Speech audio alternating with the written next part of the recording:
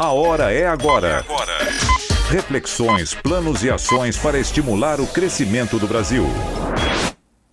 Já está na linha conosco Esteves Colnago, que é secretário especial adjunto do Ministério da Economia. Secretário, bom dia, obrigada pela presença aqui no Jornal Gente, da Rádio Bandeirantes. A gente tem um monte de dúvidas sobre essa enorme proposta de medidas que foram apresentadas ontem pelos senhores lá no Ministério da Economia aí em Brasília. E eu começo fazendo uma pergunta que está mais ligada à política. A gente tem uma janela de prazo muito apertada para apreciação do Congresso Nacional de tantas medidas que são complexas, chegam a ser sofisticadas no seu debate, na sua discussão com a sociedade.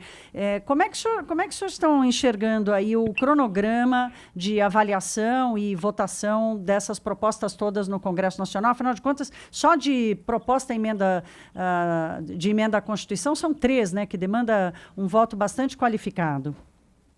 Muito bom dia. Bom dia, ouvintes da Rádio Bandeirante. É um prazer estar falando com vocês. A gente realmente, na realidade, o presidente Bolsonaro, o ministro Guedes encaminharam um conjunto de propostas. Na realidade, é um redesenho do Estado brasileiro, né, do governo. Ele, de certa forma, vira a página, dá condições de virar a página das discussões fiscais com relação à sustentabilidade fiscal, tanto da União, quanto de estados, quanto de municípios. E com relação ao timing, isso não nos preocupa tanto. As medidas são realmente muito densas. O objetivo do ministro e do presidente sempre foi apresentar, até porque desde o início foi uma construção conjunta com o Congresso, apresentar aos parlamentares um grande livro para ser debatido. Então, dentro das 3 PECs, se nós fôssemos falar, não, mas qual seria aquela que vocês entendem que deveria ter uma tramitação mais rápida? Bom, é aquela que a gente entende, até pelo nome que está lá, seria a PEC emergencial. É aquela PEC que dá as condições para que a União, Estados e municípios já comecem a adotar medidas ou mecanismos de controle das contas públicas, que vai permitir uma abertura de espaço para investimento e para políticas públicas. Agora, secretário, o modelo fiscal do Brasil, né, o Pedro Campos aqui, vai mudar a partir dessas propostas que foram encaminhadas para o parlamento? Qual que é a importância disso para a distribuição de recursos aí, principalmente para os municípios? Bom, o que a gente imagina que vai acontecer em passando as 3 reformas é uma mudança radical em relação à observância, ao controle, ao cuidado com as contas públicas. A gente está aprimorando a governança do controle das contas públicas. Então, está sendo criado o Conselho Fiscal da República, em que teriam a participação dos presidentes de todos os poderes, então, o Judiciário, Legislativo, os 2 presidentes do Executivo, presidente do TCU, 3 governadores, 3 prefeitos, sendo que desses 6 governadores e prefeitos, pelo menos um de cada região do país. Então, isso ajuda não só a monitorar a situação fiscal dos diversos entes, né, dos diversos estados e municípios da própria União, disseminar discernimento e principalmente disseminar boas práticas. Então isso já ajuda demais. Uma outra medida muito importante nesse sentido é a mudança no relacionamento entre o Tribunal de Contas da União e os tribunais de contas estaduais. Quer dizer, isso vai permitir, tanto estadual quanto municipal, isso vai permitir que os conceitos hoje entendidos pelo Tribunal de Contas da União e por a grande maioria dos tribunais de contas, sejam adotados por todos os tribunais. Isso também é muito importante para dar segurança para os gestores, tanto estadual quanto municipal, de que as contas públicas serão bem monitoradas, bem avaliadas.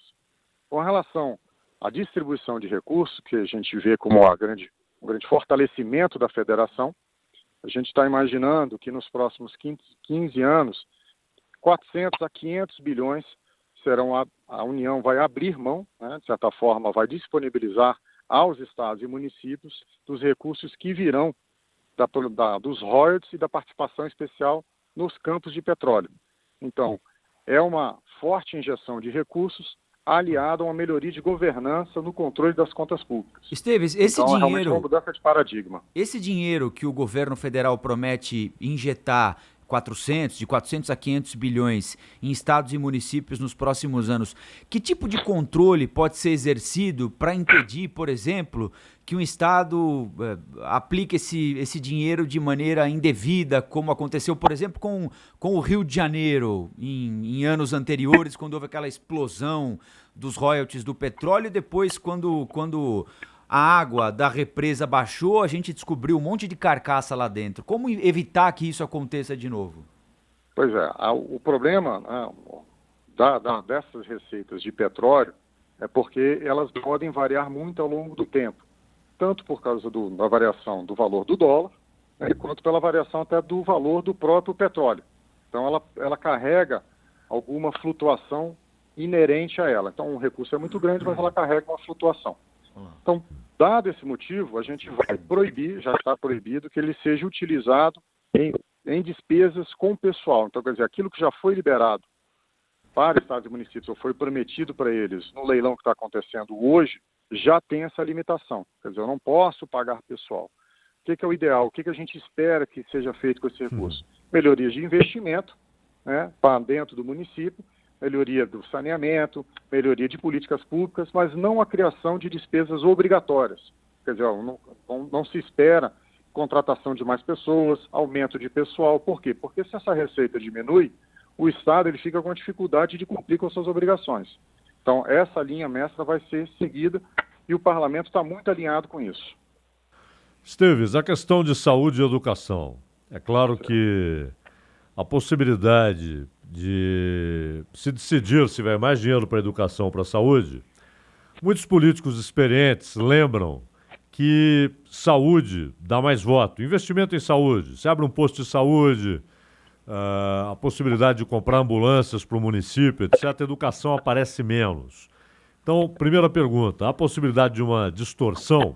Segundo, quando o governo propõe que os gastos ali com salário, aposentadoria, entrem no orçamento de saúde e educação, ou na contabilidade dos gastos com saúde e educação, isso aí é apenas o bode na sala, que o governo sabe que vai ser retirado? Bom, vamos começar então pela última parte da pergunta. Na realidade, o governo já retirou, então essa possibilidade de entrar o pagamento de inativos na contabilização dos mínimos de saúde e educação já foi retirado. Ele efetivamente constou de vários textos que foram discutidos dentro do Ministério da Economia com o Parlamento. Então, não só esse ponto, mas vários outros pontos constaram. E ao longo do tempo foi se entendendo que alguns pontos não deveriam constar. Então, esse a gente efetivamente encaminhou. E ao longo do dia, nas discussões com o próprio Parlamento, se entendeu que seria oportuno retirar. Por quê? Porque ele poderia ser entendido exatamente como foi falado, como uma retirada de recursos ou de uma priorização de saúde e educação, quando na realidade não é isso que se busca. O que se busca é o contrário. É um fortalecimento dos orçamentos de tal forma que os gestores possam alocar melhor os seus recursos, inclusive ou especialmente em saúde e educação. Bom, os mínimos de saúde e educação, eles estão mantidos, então não foram alterados, eles estão preservados. A única coisa que a gente está permitindo, e até nessa busca de um fortalecimento do gestor e do parlamento local, que o gestor e o parlamento eles vão poder melhor definir, no caso mais especificamente do gestor, se aquele município, aquele estado, ele tem maior carência naquele ano de saúde ou de educação. Por quê? Porque eu posso ter um município em que ele tem uma demanda muito maior de saúde e de educação. Por quê? Porque as crianças já não são tão grandes, o número de crianças dentro do município já não é tão alto assim. Então, você alocar recursos em educação, você está fazendo, de certa forma, uma alocação pior do que seria feito em saúde. Então, o que a gente está buscando é dar liberdade e responsabilidade aos gestores. Esteves Colnago, agora a minha pergunta aqui é sobre os subsídios e as isenções. Qual é o montante hoje e, gradualmente, a quanto se pretende chegar a partir de 2026? Hoje, os gastos tributários, os benefícios tributários estão girando em torno de 313 bilhões, algo por aí. O que a gente criou, na realidade, a gente criou um teto a partir de 2026, dos benefícios tributários. Então, quer dizer, a partir de 2026, os benefícios tributários não podem superar 2% do PIB. Então, hoje eles estão em 4,4% do PIB. Se chegar em 2026, esse valor ainda estiver acima de 2%, e nós imaginamos que estarão acima de 2% do PIB, o que vai acontecer é que eu não posso conceder novos benefícios, eu não posso renovar os benefícios, eu não posso majorar os benefícios. Enfim, para que se discutam novos benefícios ou majoração, eu preciso reduzir os benefícios existentes.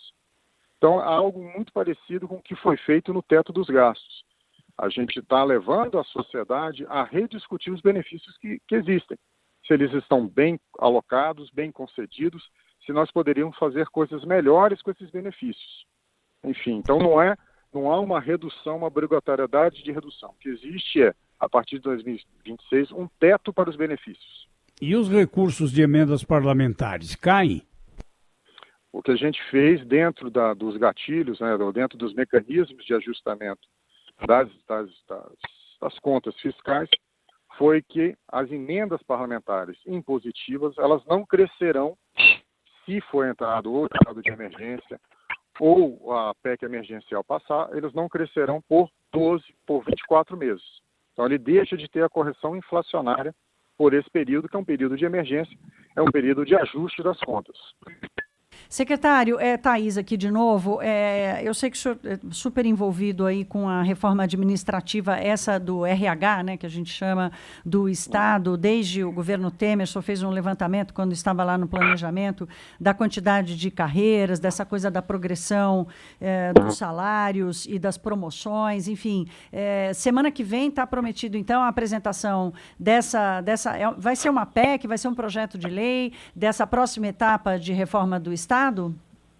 Thaís, assim, a reforma do setor público, né, do recurso humano do setor público, ele envolve tanto uma PEC quanto projetos de lei ordinária e, eventualmente, ali algum decreto, alguma coisa para regulamentar. Mas a primeira fase, que vai ser aquilo que alterar a Constituição, a gente está imaginando que na semana que vem há uma oportunidade efetiva de envio dessa proposta ao Congresso, que também vai passar ali por um debate intenso, né? Por quê? Porque nós vamos mexer com carreiras bem estruturadas, né? Então, assim, com as carreiras, uma coisa importante, os servidores atuais não serão atingidos por essa reforma. O que se muda daqui para frente nós teremos um novo Estado, um Estado mais flexível, com menos carreira e mais próximo daquilo que é o setor privado.